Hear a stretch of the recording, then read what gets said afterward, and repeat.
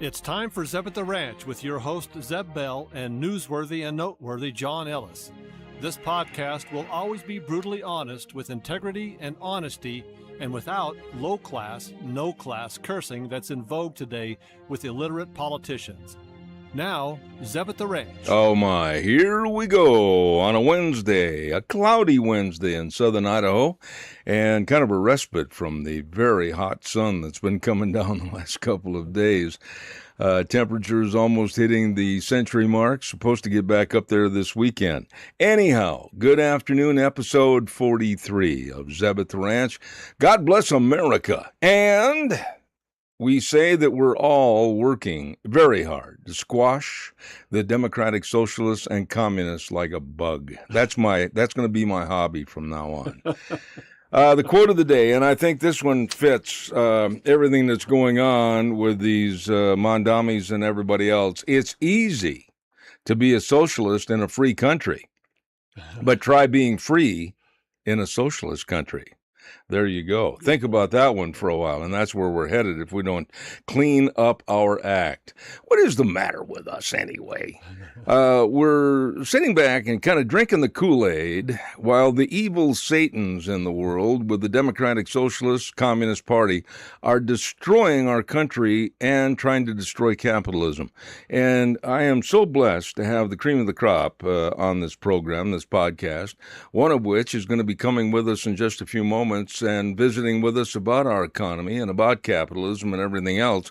And that's economics professor Dr. Michael Busler back in New Jersey, a dear friend to my radio program and this podcast. And then, are you wary?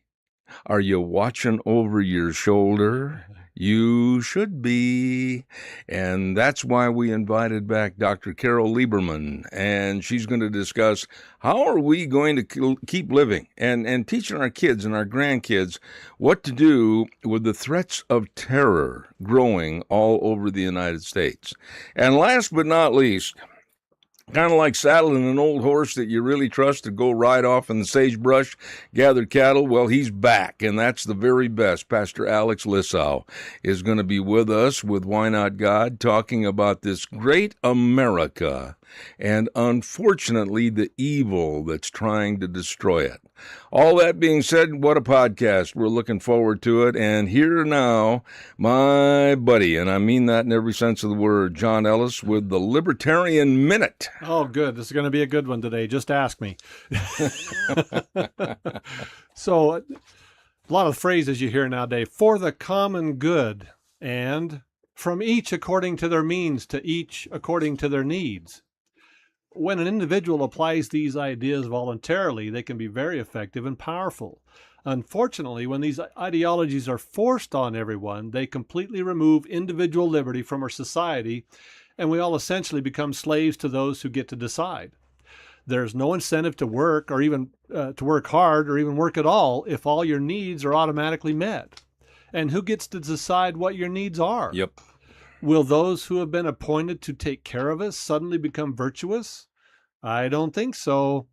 There's also no incentive to take risks to create and produce really great stuff if your means are going to be taken from you and distributed how those in charge deem necessary.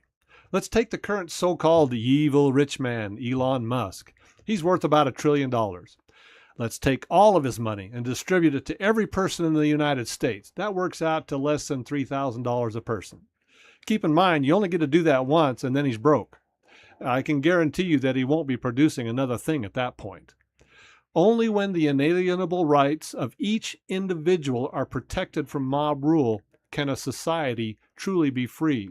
When you start stripping away individual rights for the so-called common good, it hurts everyone, except those who get to decide what the common good is and what your needs are. Why are we, in your opinion, after writing your Libertarian Minute, why are we so naive, and I'll just phrase it in more simple terms, stupid, to let these people that are like the Mondamis and the others that are of the Democratic Socialist / Communist people, why can't we see the evil that they're trying to perpetrate? Well, one of the things that sticks out in my hand, and it was brought up in my head, not my hand. I was going to say, did your hand talk? And, okay. Is what we were talking about last week with education. Yeah. people think somehow the government can just create money. The government can't make money at all. They can print it, but it doesn't have value unless we give it value. And so people think, why can't we just give a living wage to everyone? We can just pay them. The government just create the money and we'll all be fine. That's not how it works. But you have people that think they can get it for free. And when you have someone coming along saying, well, I can give it to you for free, they just lap it up like a dog.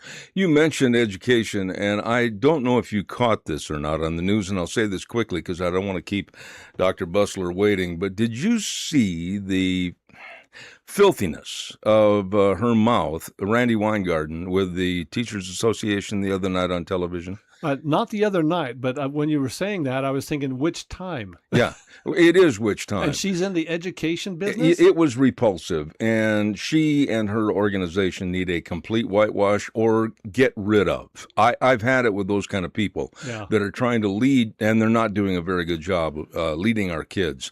They're leading them down a pathway to hell as far as I'm concerned. Randy Weingarten is absolutely a despicable person. Yeah, clearly... And I support a group of people's right to organize into a union. I also support the right of the business owner to fire them if he wants to.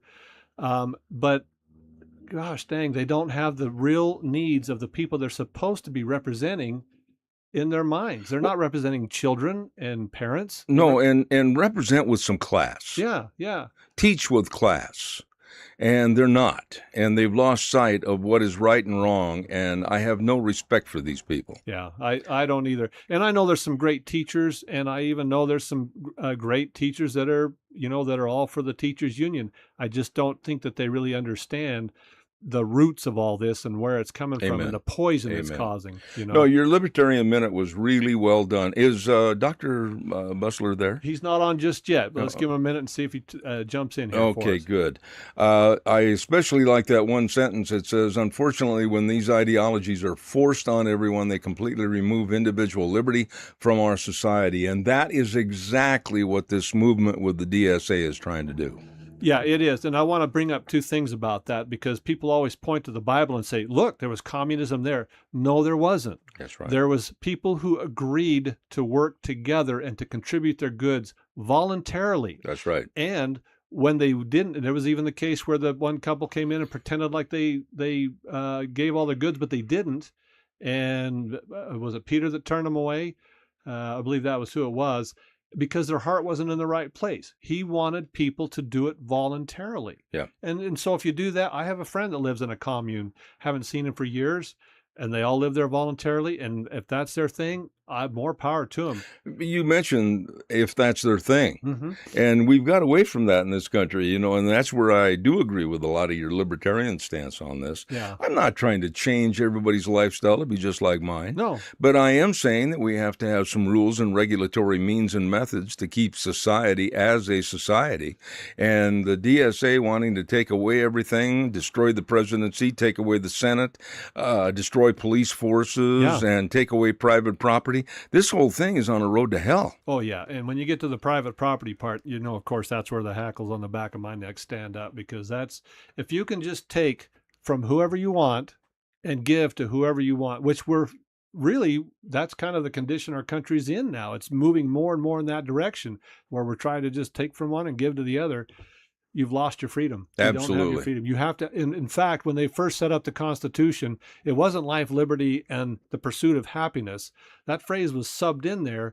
The original was from John Locke, which is life, liberty, and property. Mm-hmm. And the reason they subbed that out was because Thomas Jefferson and others in their wisdom knew that would cause a problem with slavery, and they wanted really in the long term to get rid of slavery. Have you ever, and pardon me, folks out there listening, you will hear me occasionally cough. You will hear me occasionally sneeze, and I apologize for that. Not only is it hay fever season, but John can tell you we've got a severe smoke cover here in southern Idaho, and it's coming and pilfering its way through my windows as we speak. Yeah. It's been tough. We're trying to get a hold of our dear friend, Dr. Michael Bussler, back in New Jersey. And we welcome everybody to remind everybody to go to zebattheranch@hotmail.com for any of your comments. If you have anything you'd like to tell us that we should put or need to put on our podcast, and that is Zeb at the Ranch. Now remember, those are all 4 words, Zeb at the Ranch, and then the @ hotmail.com. And then don't forget to tune into the podcast every Wednesday at 1 o'clock or listen to past broadcasts. All you have to do is just go to zebbell.com and follow the instructions, and you can listen to now 43 different episodes of Zeb at the Ranch. Oh, there you go. Now, I'm going to tell you, Michael did confirm with me this morning that he would be on, so I hope he's not having a problem someplace, or he just can't get to where he needs to be. So we'll be patient, and that's okay. That's something that you're going to have to teach me how. Patience. You know, on my Libertarian Minute, one of the things I wanted to include was a quote from the Bible, but I try not to introduce the Bible in any of my Libertarian Minutes, not because I don't believe it or don't believe in it strongly. It's that I don't want people going, that's what the Bible says. But if you are listening and you do claim to be a Christian, listen to what the Apostle Paul said. Amen. If a man will not work, he will not eat. The premise of that statement, in stating something so obvious that if you are going to clothe yourself and take care of your family, it involves standing up like a man and taking charge and going to work. Yep. And that's something that, and I'm going to be blunt, I think has been erased from our society. And the Gen Zers and others just want everything with a little tin cup. Here, feed me, take care of me, provide insurance for me, give me my transportation, etc., free busing, etc. Nobody wants any responsibility to take care of themselves. Well, yeah. And like I said, the incentive to work, that's the key part there. What happened to that? Communism saps that incentive. Socialism, Marxism, all of that saps the incentive. Because if all you got to do is the bare minimum to get by or nothing at all, and you're still going to get a paycheck, why would you work? You'd be a fool to work. I don't understand why it died, because you're quite a bit younger than I am. You're about 14 years younger than I am, I believe. But still, the general thought was the same with your dad and mother to you as it was to me. Oh, you want to go out Friday night and do something? Well, then hopefully you're earning your keep and earning your own money. I was never given a silver spoon, so to speak. I was more so than I should have. Looking back, my mom and dad gave me a car out of the kindness of their heart. What did I do with it? I sold it and bought some sound equipment with it for our rock and roll band. I bet they were happy. Now, if I'd have bought that car, Now, if I'd have paid for that car myself, I would have given it a lot of thought before I just got rid of it and did something else with it. You know, it has more value if you earn it. And so what you're going to have, with communism and socialism, you're going to have people working on assembly lines and in factories and doing stuff, not because they want to, but because there's a gun to their head. And I guarantee you they're going to be doing the bare minimum just so they don't get shot. But the point I want to get at, and I wanted to get to this with Dr. Bussler, and I hope he's planning on getting in with us a little bit later on, evidently a problem on the link, is why have we changed our society? What happened to your dad and mother saying, okay, if you want this, you better get a job and earn it, whether it's a car or when I was in high school, we were in the horse business. If I wanted a new saddle or whatever, or new equipment, I had to go out and I had to earn the money for it. Or I played a lot of baseball before I lost my legs, and I was involved in that. If you want a new mitt or whatever, go earn it. Whatever happened to taking the responsibility to earn what you need and want? One of the things I think that's happened is every parent with their children, all of us want our kids to have a better life than we did. But the mistake we make is think that by providing them with things for free, that's going to make them have a better life. It isn't. Teaching them the value of hard work and how to be a contributing member of society, how to voluntarily help your neighbor, your family, your friends around you when they need help.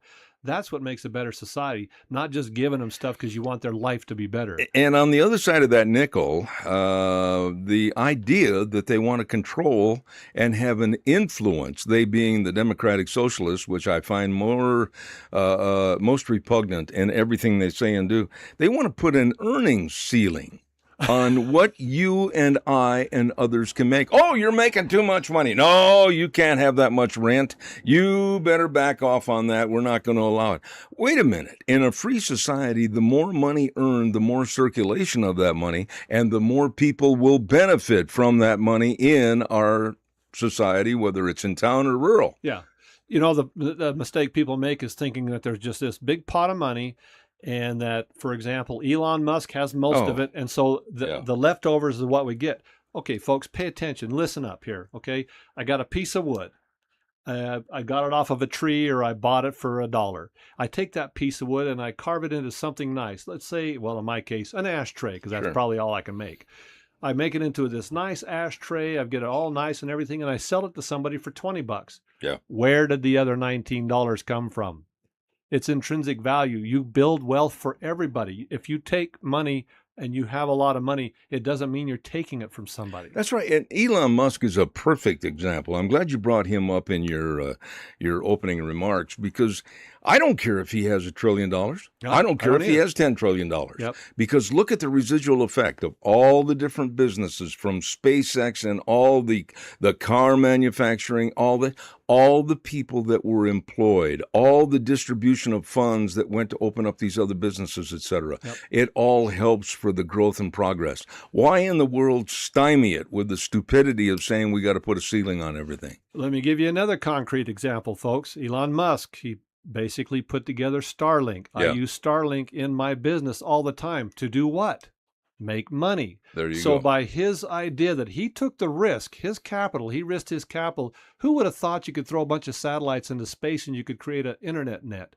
It didn't make any sense to me. I never thought this would ever happen, especially, I know it's getting a little technical here, but with the ping speeds that are available now with these things, it's just incredible. Why would anybody in their right mind take the risk to create something like that if they weren't going to get a thing out of it? Think about Edison and the light bulb. Yeah. Okay? He's sitting in his workbench down in his basement, and all of a sudden some idiot with the Democratic Socialists of America say, well, now, if you perfect this light bulb and it increases your income X-fold, I'm sorry, but we're going to put a limit on that. Yeah. He probably would have folded his tent, put his tools in the drawer, went upstairs, and just sat there and had a cool glass of water. Yep. I don't know anybody that doesn't want to be, in one way or another, unbelievably rich. You know, what's wrong with it? There's not a thing wrong with it.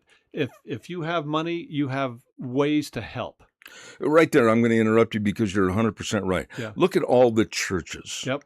Look at all the physical help around the globe with the disasters and floods and tornadoes or whatever, with people that are entrepreneurs and have the funds and the availability. Look at what Graham, all of a sudden his last name left me, Billy Graham's son. Oh, Franklin. Franklin. Yeah. Look at the entrepreneurship that they had to start helping people with now the semis and the helicopters and the airplanes. All of that was because of a generation of power to help people. Right. That's exactly right. Elon Musk, bringing him up again, when they have a disaster someplace, what happens? He deploys all the Starlink units in those areas to help people get internet. He doesn't charge them for it. How can he do that? Well, he's got the money to do that. People don't take that money and just stuck it under their mattress and don't do anything with it. They put it to work. But are we so far gone right now, John, and you and I were both kids. We had different, let's say, social lives as kids. I was more rural. You were more of the rock and roll. Look out, baby. Here comes the guitar type atmosphere. There you go. But are we so far gone with Generation Z and some of the younger generation that we'll never be able to teach them the value of really taking responsibility and earning their own way? I don't know the answer to that. And I think one of the litmus tests that's going to be coming up is the re-election of Mamdani. You know, I've heard people say, it doesn't scare me if he gets elected. That's kind of a fad, maybe, okay? But if he gets reelected, we're in trouble because that means people have fully embraced it and they like what he's doing. What about the residual effect that's already occurring, though, with others in many, many parts of the country? Yeah, well, the same thing. I'm just hoping this clown car gets voted out in the next sweep. You know what I'm saying? Yeah. But if it keeps building, it keeps increasing, and we see re-elections, we're in trouble. When you listen to these people, especially the Muslim influence of we're going to take over whether you like it or not, that's the attitude. Yeah. Whether it's Dearborn, Michigan, whether it's in New Jersey, whether it's in New York City, whether it's in California, Seattle. You mean New Yorkistan? Yeah, really, you're right on that. But I mean, why aren't more people just really worried, and yet they push it under the carpet kind of like, oh, well, it'll go away. Yeah. Well, most people just want to live their lives. They don't want to be bothered with stuff. Most people I talk to that are just normal, what you would consider an average person, really don't have a whole idea what's happening in the world. Not in depth. They'll know, oh, well, yeah, we're at war with Iran. Some will say it's our fault. Some will say it's their fault. And that's as deep as it gets. They just don't know the reason for what's happening. And they shouldn't have to know. They should be able to live their lives in peace and freedom and just go about their business, not have to worry about this. And while they've got their heads down and they're not paying attention, that's when this minority is coming along saying, hey, I got some free stuff for you. Just put me in office and you can have it. I never thought in my lifetime, I never thought about it, Yeah. that we would be sitting on a podcast or a radio program and we would be talking about the demise of America. Yeah. We would be talking about the destruction and desecration of our flag. Yeah. We would be talking about shooting people that are politicians you don't agree with. I mean, all of this has come on within the last 20 years to the point where there's no respect anymore. Yeah. I don't understand it either, Zeb. And people for years, especially Democrats, were very much supposed to be peace-loving and nonviolent. Big tent, they've called themselves. We're open to a whole bunch of different ideas. But now it seems to be attracting people that if you disagree with them, they want to do you some type of bodily, financial, or permanent harm in killing you, assassinating you. And I don't understand where that comes from. We live in a country where we have the freedom to say, I want to be a communist, and not have anything happen to us. That's a blessing from God, and we're slowly getting rid of it. You hear more and more about people that are talking about hate speech, and it's happening in Europe. They actually have laws against hate speech, and Canada. I was just going to say, thank you for bringing that up, but we just saw a very far left, as a matter of fact, this guy falls off the chart, that's taking over as the Prime Minister of the UK, United Kingdom. And then what's going on up in Canada that we talk to our dear friend Andrew every week, as a matter of fact, with some of the changes up there. It's all around us. Yeah. We're surrounded right now. Yeah. We are that little island out in the middle of the ocean, and with Mexico and then South America and then over to the far west of us and now north of us, we've got a real problem of trying to keep something that is so sacred, our freedom and our Constitution. Yeah, if freedom dies here, it's finished in the world. Amen. And it all boils down to this, we got to do everything for the common good. But the common good, if you drill down what the actual common good is, it's the good of each individual, not the group. You've got to get your minds out of the thought that we've got to do the common good for the group. When you do the common good for the individual, when the individual has rights and freedom, everybody benefits from that. I don't want our Constitution thrown away. No. I don't want our Constitution rewritten. I think that the gentlemen that wrote that Constitution 250 years ago plus, they absolutely were graced by God with the foresight as to how to set up a country that is the greatest country in the world. Yeah. But we talked earlier a little bit, to be transparent about before the program. And what do? Do we sit back and say, you can't do this? Do we say, oh, well, we'll just wait and see what happens at the ballot box? I honestly feel, and you're a little bit more soft sell than I am, but I honestly feel it's going to come down to protecting, maybe by force, all that is dear to this country. Yeah, it could come down to that. I hope it doesn't. I don't believe the solution is violence, except when you're back against a corner and there's no other choice. You have the right to defend yourself. You have the right to protect yourself and your family. And what they're doing right now is encroaching on your family and your life and your freedom. So, yeah, let's start at the ballot box. Let's start by educating people around us. Let's start by persuading and see where we can get with that. But push comes to shove, don't come around here because we shove back. We got just a few minutes here that we can kind of cover over. with our personal thoughts. And I've wanted to ask you what you thought about President Trump's Save America Act with the voting rights. And I absolutely am adamant. And I will not back up. I will not apologize. If anyone's feelings are hurt, I don't care. You go to the polls to vote. You show your ID. You sign your name as a valid citizen of the United States of America. Yeah, it's ridiculous. At Olive Garden, you have to show a photo ID to get all your you can eat pass that you've purchased. You have to show your ID when you go to Costco to go in the store. But if you're going to make a vote, just take my word for it. I'm supposed to be doing it. So you just take my word for it. I don't buy that. You know, just before we signed on to the podcast, and I'm sure you probably heard this story, but they were saying that back east, I think it was in New Jersey, they found on the voter rolls there was like over 2,000 people that were illegal aliens and didn't belong in this country, let alone voting. Now you're just being a racist. I am, and I'm proud of it. You pin me into a little bit of a corner, and that's fine. I will be a racist. I don't want them voting in this country. Yeah. It's funny when the shoe's on the other foot, there's all about election tampering. But honestly, if we're honest people, whether it's Republican or Democrat, it doesn't matter. You've got to protect the vote. Amen. You know? And I don't remember who said it, but they figure if they pass this Save Act, that one of the Democrats says we'll never win any elections. And my first thought is, why? Yeah. Tell me something, though, the idiocy of the Democrats and the liberal left saying, well, it's so hard to go and get some of the paperwork and everything. You can't go anywhere hardly in the world and do anything or get on anything without an ID. Yeah.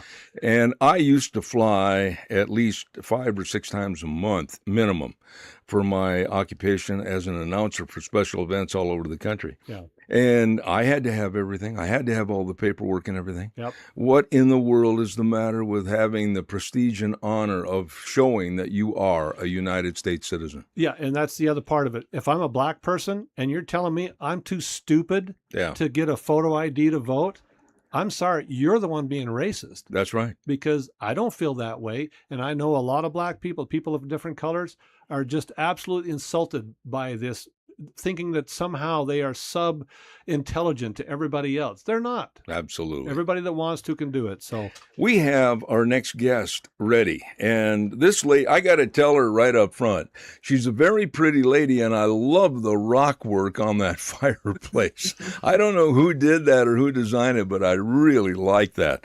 A couple of days ago, we had her on our program, and she is known as the terrorist therapist.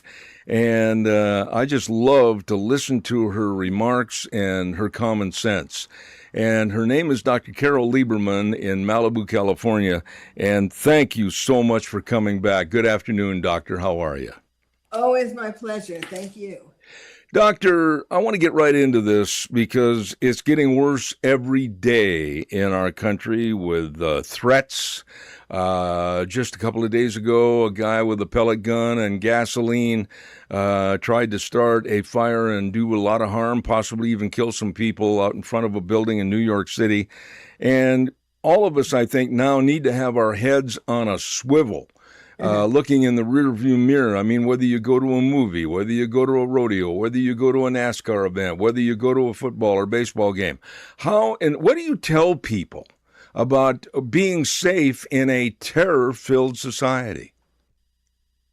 It's a very difficult point to make because on the one hand, I don't want people going back to bed and hiding under the covers because that lets the terrorists win. On the other hand, you can't be foolhardy. And if, you say something like, if you see something, say something, you say, look for all the exits, but that makes people sort of uncomfortable too. Like, why should we have to be looking at all the exits and have our heads on swivels with all these different random acts of violence that are happening all over the place? I went on July 4th, I went to the Hollywood Bowl and to celebrate and had fireworks and everything else. And I chose a seat. It was up front, and I chose it near the exit. It was a good seat, but why? It kind of made me annoyed that I had to take those kinds of things into consideration. Yes, it is. you see, there's a dichotomy, because on the one hand, there are people who are really, are paying a lot of attention and are too scared. There are people with agoraphobia, more people with agoraphobia these days than ever before, because it's so much, if that's fear of the marketplace technically, but fear of crowds, fear of being outside. And there's, to some degree, it's a diagnosis, but to some degree it's sort of not a mental illness, because it's just common sense. But we shouldn't. I mean, I'm not suggesting that everybody be like that, but with the thing, I mean, you just look at the newspaper. I start off each morning looking online at different news sites, and the things are just, every day it's more shocking, and things that you would never have even thought of. Yep. Are happening all over, and so you really do have to be careful. And so it's just, I would say that it's balance. It's some degree of care, of attention, and some degree of not staying home and hiding under the bed. With that, and I know John's got a question for you in just a moment too, but with that, do we need to learn as parents and family members more preparation for going to various events? Do we need to be more cognizant of where the exits are, where the seating arrangements are? Should we develop kind of a pre-plan, if you will, before we go and do anything, whether it's even a church service? Yes, in a way, but we need to do it subtly, especially if there are children involved. Oh, yeah. The bigger question, or the bigger problem, is that people in general in America are so oblivious, so much in denial about the threat of terrorism. I mean, that's the thing. It's not just about looking for where the exit is. It's about recognizing that they want to kill us. Yeah. That's what Americans are missing. They think the problem is just Israel. Oh, well, it's too bad for Israel, too bad for Jews. It's not that. Iran has always said, death to America, death to Israel. And they don't mean just the Jews in America. They mean everybody in America, because they want to take over America.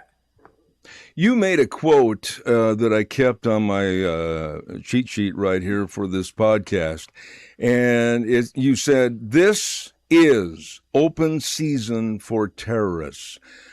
That was an eye-opener for me when you said that, and I saved that quote because I think everybody should be aware.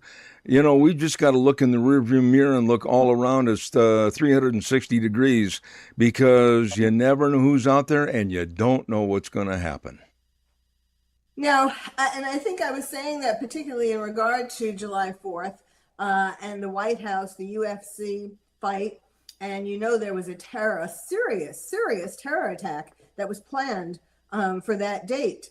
And they weren't technically, well, there was one at least who had been radicalized by Islam, but most of them, they were using radical Islamist plans, techniques for how they were going to operate that attack. And that was that they were planning first to have drones drop explosives on the buildings around the area where the fight was going to be, so around the White House, and then they were going to shoo the people out in one particular direction. They were going to try to tell all the people to come this way, running away from the explosives, and then there would be snipers getting the people as they run away. Wow. And then they were going to go into the White House. This three-level, kind of three-pronged attack is exactly the kind of thing that radical Islamist terrorists do. And so, when there are dates that are significant, terrorists particularly like places and times that are significant. They want to get the biggest bang for their buck, in terms of media and all that.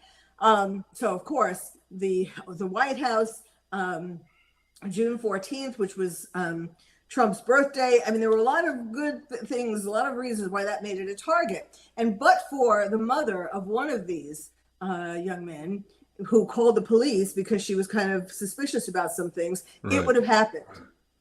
And so that's one event. Of course, we have, and then July 4th, so that was June 14th. And July 4th was another big event. And I'm surprised that there really wasn't, or at least not that we heard of. Well, yeah. They supposedly spoiled a lot of attacks that were going to happen on July 4th.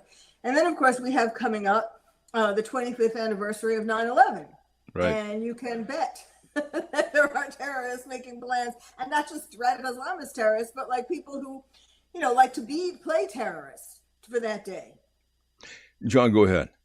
Yeah, I was just going to say earlier what you were talking about, where people are not really paying attention. And I don't know if you heard me talking earlier, but people want to live their lives peacefully and without having to worry about every little move that they make, every step they take. And I didn't used to be this way, but now when I'm sitting in my office, and we're talking Podunk, Idaho here, where everybody has a gun and we all know how to shoot. That's why we don't have any terrorists in Idaho. I sit with a pistol at my desk, and if I go out to sit in the living room at night to watch TV, I also have a pistol. I'll never use it. I'll never need to use it. But we had 3 murders in our area. I think it was just last year for some crazy guy wandering around going and killing people. That's right. And you would never think any of that like that happens. And so it's important to live our lives in peace and happiness and feel like we don't need to pay attention, but we do need to pay attention, like you're saying. And I've written a book. Well, I've written 2 books on terrorism, but one of them, all parents should have a chicken in every pot. It's called "Lions and Tigers and Terrorists." Oh my! How to protect your child in a time of terror. And if parents don't believe that we're going to ever be attacked by terrorists, which of course that has been their plan for over 1,000 years, it's not like some newfangled thing. It's not because of us attacking Iran, trying to stop them from having nuclear weapons. This has been for over 1,000 years. This has been their plan. They want to kill all the infidels. The infidels are people who are not radical Islamists. Well, you mentioned on the title of the front cover of your book, how to protect your child in a time of terror. Johnny wants to go play Little League Baseball. Susie wants to go play soccer. Mom and Dad want to take the family to Yellowstone. They want to have a family vacation. I mean, we can't just all of a sudden withdraw and stay within the confines of our home, like John with his pistol, and quite frankly, myself with my pistol in my home. But what do you tell people that they still have to go on living, but how do they adapt? How do they learn to accept what might happen in their environment? Well, in the first step is to first acknowledge it. And so that's in that book, I teach parents and teachers, grown-ups, how to talk to kids about terrorism. And then I give them teach them how to build kids who are resilient. And then 10 things that kids can do to prepare themselves. But the first thing is explaining terrorism and understanding that. And I do that, I don't leave out, even in France, the classic Mohammed cartoons and all that. So the first step is just giving them an understanding of it, and not in a very scary way. But then after that, one of the things is making sure that you teach your child your own religion and take them to your own house of worship, because that's one of the ways that terrorists have made inroads. Yep. Because a lot of Americans have stopped, especially after COVID, because, when you couldn't go in a lot of states, you couldn't go to your house of worship. And that caused people to stop going, because it was, for 2 years, all they had was Zoom at best. And so this is a major problem in America, that we have lost connection to religion. Because if you were more involved and if you loved your own religion more and practiced it more, then there would be less of an opportunity for radical Islamists to be promoting their religion, and shoving it down your neck, or trying to with Sharia law and all of that. Yeah. I just want to tell you a funny story.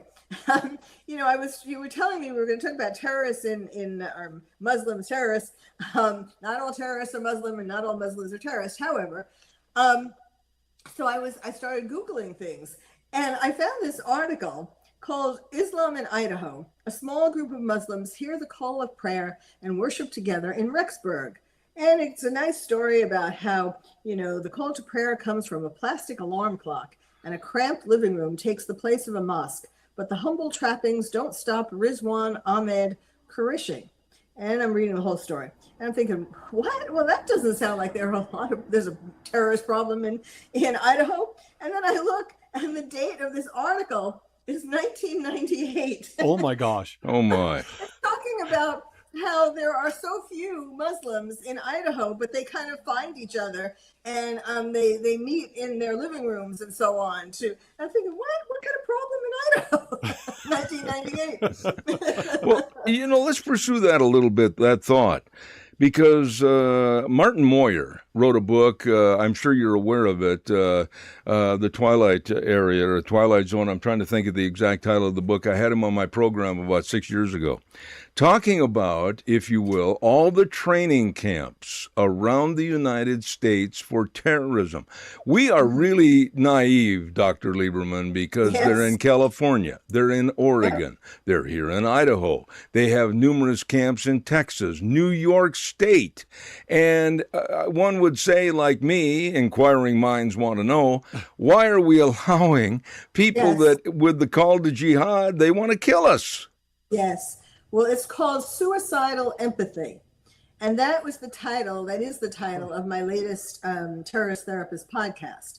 And what it is we were called Islamophobes after 9/11 if we dared say anything or did anything, to try to recognize that there is a danger.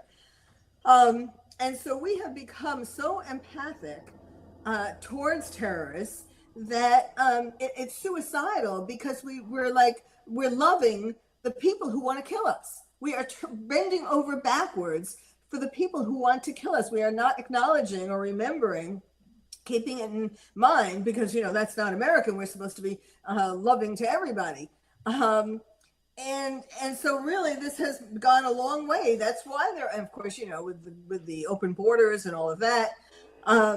That explains why there are all these terror camps. I know people, they're right they're right here in every state. Yes. And all they need is one dog whistle, and we're cooked. Yeah. Yeah.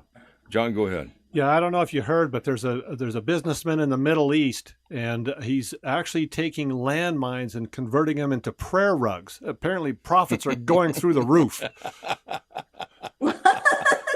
Sorry, I had to lighten it up just a little bit, Doctor. Dr. Lieberman, he used that one twice in a row on my podcast. Thank you very much. I love it. Let me ask you this, and we're almost out of time, but I think one of the big problems that we have in this country is with, I think, the biggest, softest target for terrorism, and I don't see really any concrete answers, and that's the school system itself. And I want you to address this, because I'm in favor. I'll stand right up and say it. I don't care if there's an armed guard paid by the school district citizens at every location, every door to that school. I want our kids to be safe. The crybabies that say, oh, well, they're going to see these guns and it's going to have an ill effect on them. I'd much rather have them be safe in the classroom than somebody jumping in and shooting and killing 10 to 15 students. Yep. I know, there's no good answer.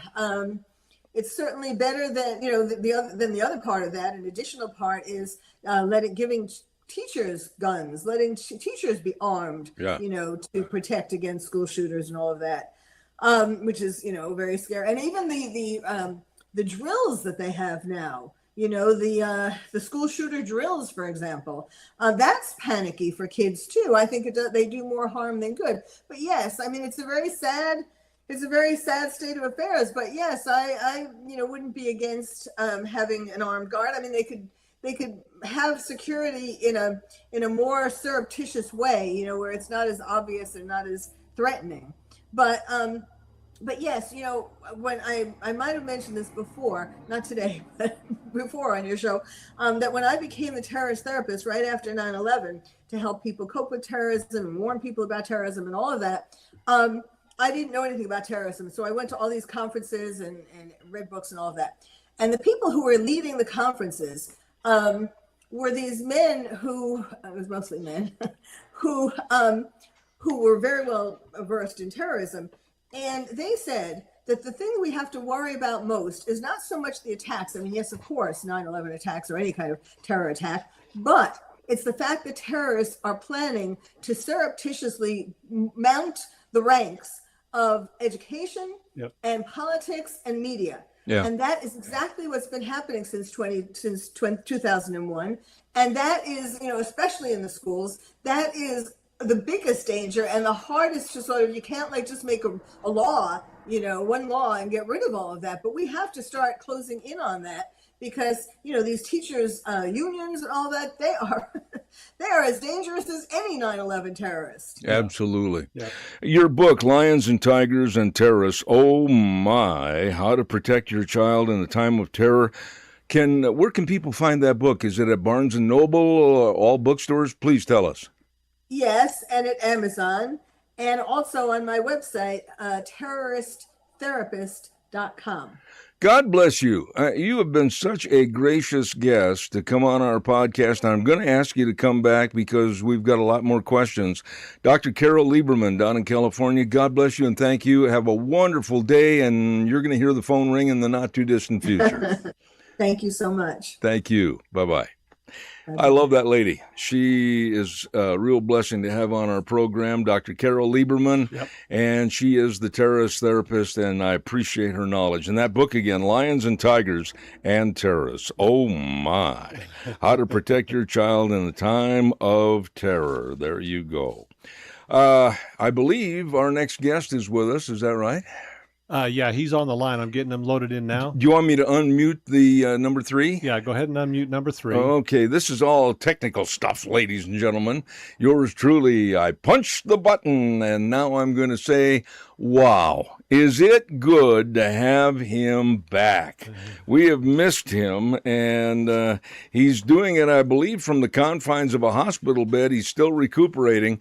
But ladies and gentlemen, back in Tennessee, my dear friend, and I underline those words, Pastor Alex Lissau with a segment called Why Not God? How are you, my dear friend? The Lord be with you. I just want to, excuse me for my voice. It seems I have an aversion to Tennessee allergies, but I'm forcing it, and I'm going to speak out loud. I just do want to say that, the question that we face today, undoubtedly, is the lack of a true spirit amongst many in our country. Absolutely. And paraphrase that a little bit with some more information that we've got away from God and the basics. Is that correct? Sam, you're breaking up. You guys sound like you're talking underwater. Oh, I'm sorry. Maybe it might be something to do with the hospital, and I don't know. But I said we've got to get back to the basics of God, family, and morality, and we've got away from that. Wouldn't you agree? I agree 100%. The scriptures tell us, if you go to 2 Corinthians chapter 3 and verse 17, it says, where the Spirit of the Lord is, there is freedom. And what it spoke to is the fact that the group of people who walk away from God or who do not accept or receive God as the Lord and creator of all things, and as a result of that, they have no spirit. There is no spirit of God in people who reject the faith and truth of God and the grace of God. And that is the issue that it permeates our society today. We've walked far away from our faith. We've walked so far away from worship. We've walked so far away from acknowledging what God has provided for this great, wonderful country. And we see people gathering in groups and establishing themselves as some kind of a craziness, a socialism, which leads only to communism. And there is no spirit in anything you would call communism. You know, Pastor, you came here from Europe and college athlete and then served in the Air Force and also our great United States Marine Corps. And here we are right now accepting communism as a voting possible choice in the next election. What in the world is going on with us that we're accepting what we were shooting at overseas for all those years? Unfortunately, I think those who are irrational in many ways do not recognize that the communism is what communism is. Every place that they've ever tried the whole concept of socialism and communism, it's always turned out to be of no value to the people, a collapsing economy. Look at Cuba. Look at what at one time they called it the pearl of the Pacific, and is it Pacific or Atlantic? Atlantic, and suddenly, all of a sudden, it's become this destitute, sewage plant is what it is. It's just a mess, and people are hungry. Just go to Florida, where my wife and I worked for a number of years at the Kennedy Space Center, and just sit down and talk to the people. I had many contractors that I dealt with that were doing work for us at the Space Center who were Cubans, and they would tell you outright that there is no place like America. Wonderful, gracious people. The city of Miami, the strength of the people that have a culture and a character and a faith and they believe in being Americans. What's happened to the rest of our society? What has happened to us recognizing that the gifts that we have in this world, in this country, come from God? When we reject that, we reject the one true thing, and that is the strength of God's Spirit in us to be the great nation and to continue to be the great nation that we have been and are. And it's unfortunate. It's a terribly unfortunate thing to see this happening in my America, because I cannot fathom the ridiculousness of the things that I see people say on television and the lunacy of those that gather together and think they can do communism better. Better than what? Yeah, no kidding. What comes to my mind, and I've said this before, is I'm not necessarily concerned about the election of the socialists this time around, the communists. Let's just call them what they are, Marxists. What concerns me is if they get reelected. Yeah. Because that tells us that it wasn't a fad. We're actually convincing the population of this country that these ideas are good, and they're horrible ideas. One thing that sticks in my mind, and it's maybe just not necessarily right on the same topic, is the Bible predicted that the love of many will grow cold in the last days. And everybody thinks they're in the last days. I don't know if we are or not. It doesn't matter. But I never really understood that phrase until these days, because you see people just on a day-to-day basis, and selfishness is at an all-time high now. People want you to get out of their way. They don't want you to get that thing that they want, and they just don't think of anything other than themselves. And the only way we can really take care of each other is if we esteem others better than ourselves. I agree. That is, in fact, why not rejoice in a person's success? Why not be thankful for those people who have achieved great things? We have more millionaires and billionaires in this country that came from an average lifestyle income background because they came up with an idea, a method, a process in which they worked hard and they gave it everything they had, 24 hours a day, 7 days a week, their entire lives, to build something that became a place where people had jobs and incomes, could provide for their families, they could buy homes, and all of a sudden that's all turned upside down. We want to destroy the people who have the ingenuity and the strength and the ability to create a greater opportunity for those who want to climb out of the gutter into something better in this life.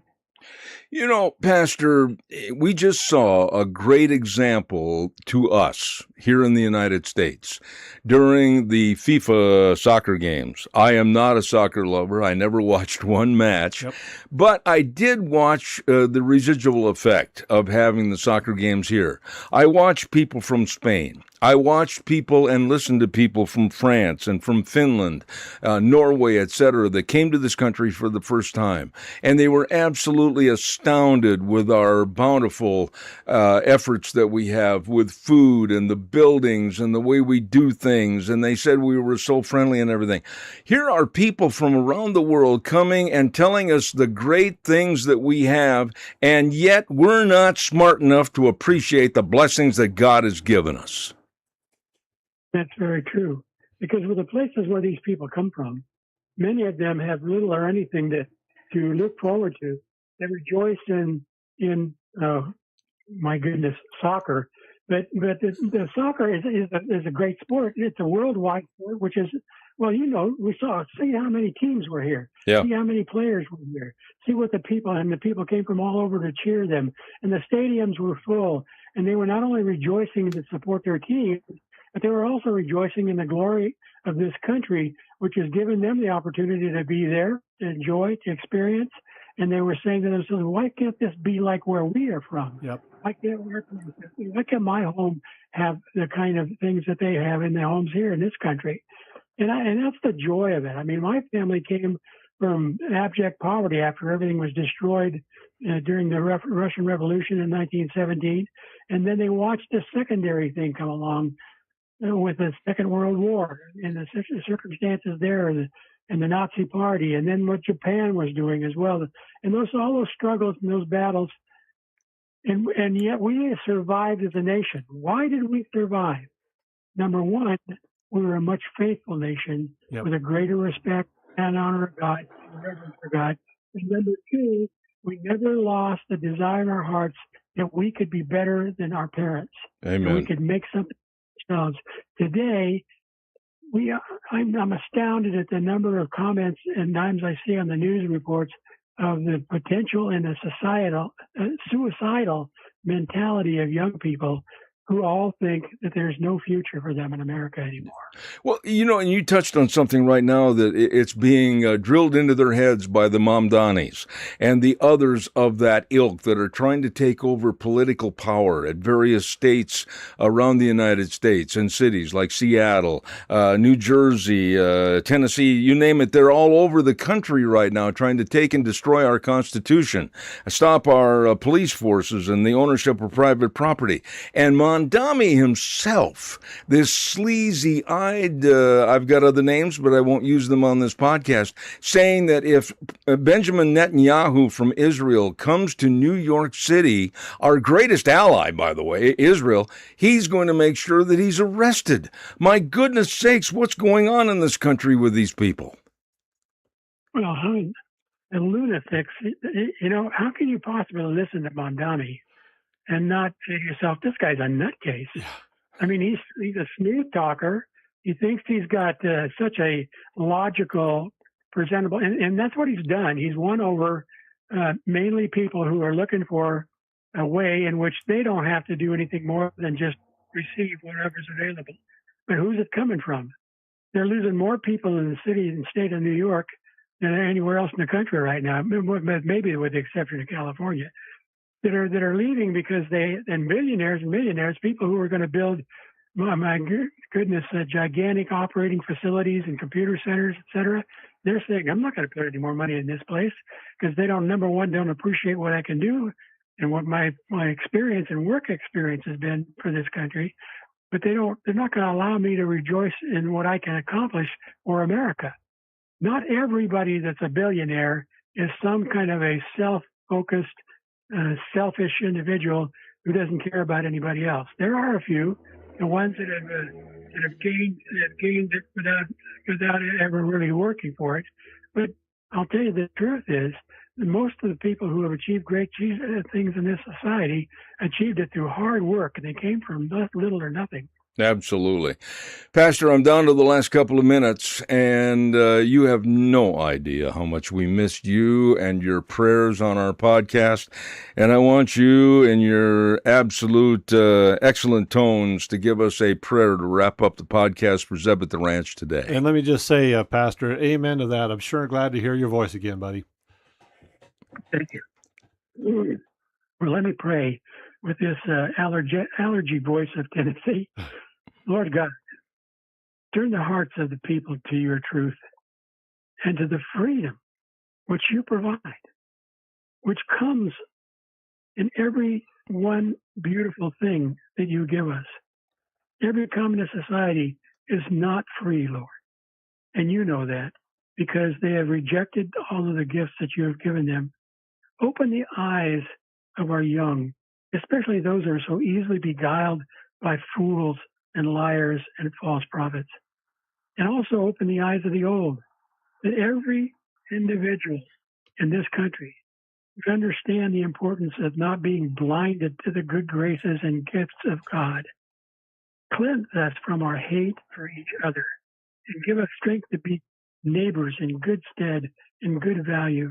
Take away the dissension that exists in our society and between parties. Cleanse the hearts of men, women, and children, and keep us all focused on this nation and the freedom that it really gives us, Lord, because you will never give up on us if we never give up on you. In Jesus' name, amen. Oh, my. It is so great to have you back. Our blessings, our thoughts, and our prayers are with you and your wonderful wife, Barbara. And we pray that next week you can even overcome the allergies. And we'll look forward to another segment of Why Not God with Pastor Alex Lissow. Pastor, God bless you. I'll be in touch. Thank you so much.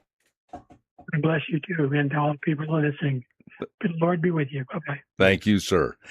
Well, that's going to wrap it up and put it back in the box for today on Zeb at the Ranch. John, excellent job as usual. I bet you get sick and tired of me always praising you, right? I do, actually.